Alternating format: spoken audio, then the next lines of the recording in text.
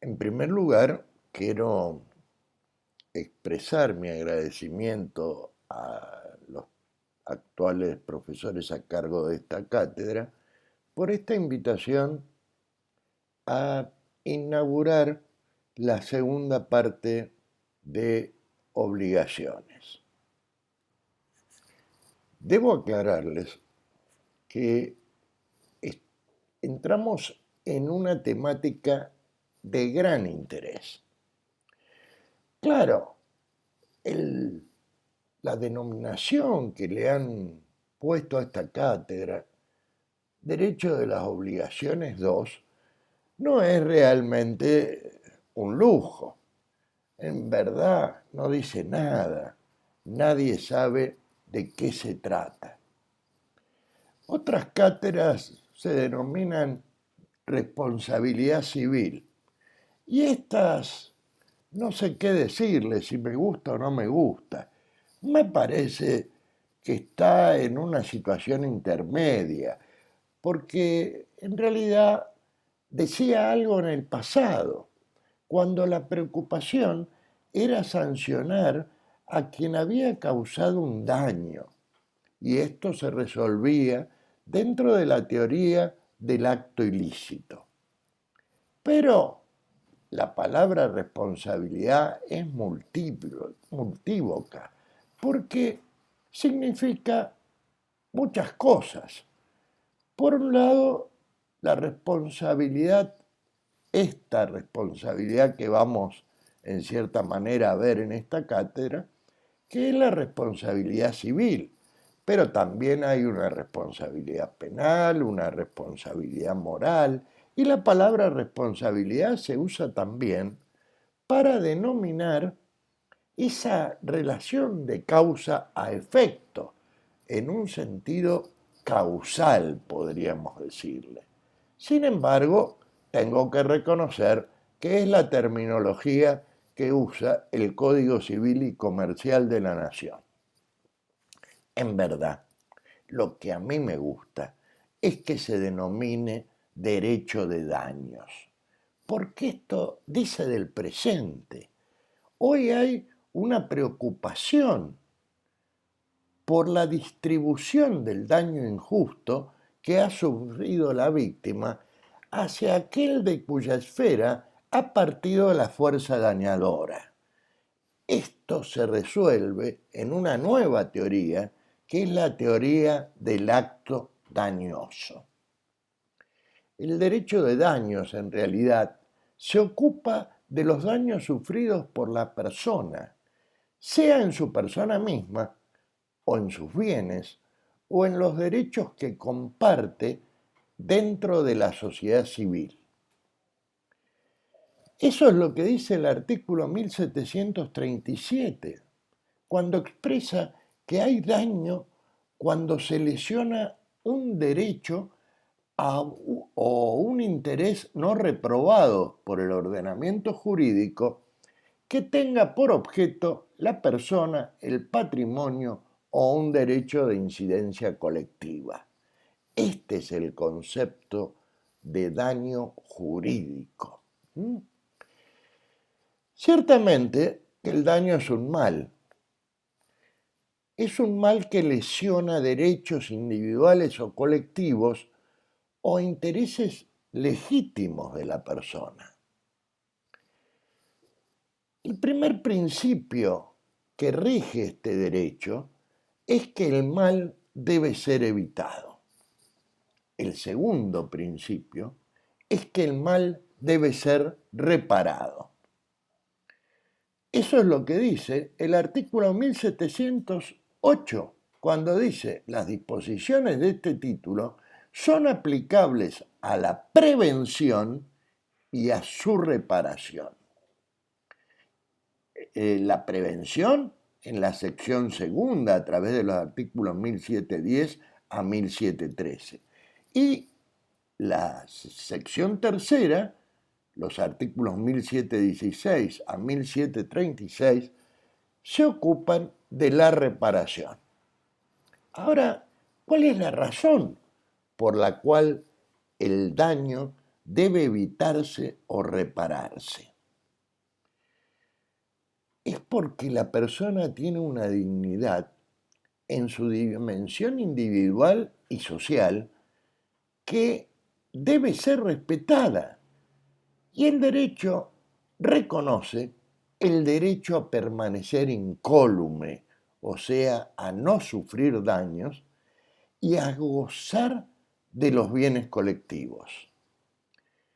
El derecho a permanecer incólume surge precisamente del artículo 19 de la Constitución Nacional, cuando fija el límite de las acciones privadas de los hombres y dice que no pueden perjudicar a un tercero, que no pueden perjudicar a otro. Si perjudican o pueden afectar los derechos de otros, entonces se atenta contra esa dignidad. Y justamente el derecho está constitucionalmente habilitado a intervenir para evitarlo o repararlo.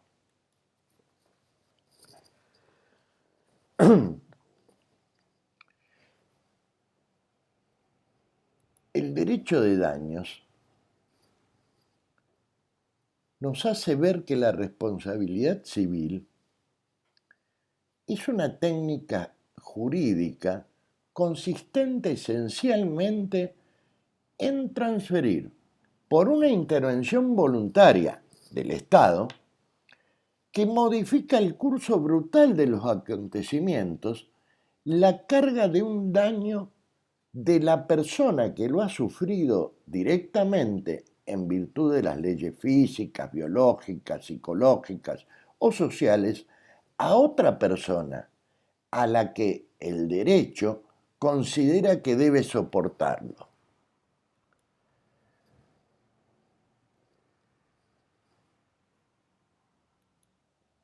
Fíjense que esto es lo esencial. Transferir la carga de un daño de la persona que lo ha sufrido a la persona de cuya esfera ha nacido la fuerza dañadora. Por eso, los elementos esenciales de este derecho de daños es el daño injusto. ¿Qué es lo injusto? Nos lo dice la antijuridicidad. Y el factor de atribución, o sea, la razón que el derecho toma en cuenta para desplazar la carga del daño de aquel que lo ha sufrido a aquel de cuya esfera ha partido la fuerza dañadora. Decimos elementos esenciales, pero no únicos, porque hay otro elemento que ustedes van a estudiar detalladamente, que es la relación causal. Este modo de pensar la responsabilidad civil evidencia que hay casos en que el daño debe distribuirse entre inocentes. Estos son los casos realmente difíciles e interesantes, en los que la teoría de la responsabilidad civil, tal como se la concebía dentro de la teoría del acto ilícito, se mostraba como insuficiente. En cambio, la teoría del acto dañoso ayuda a solucionarlo. Hay otros casos en que el hecho dañoso se debe a la culpa y que puede probarse. En principio, estos no son casos dificultosos, son casos fáciles. Y en ese caso, el derecho dice, bueno, que lo soporte el culpable ese daño, transfiere al culpable la carga del daño.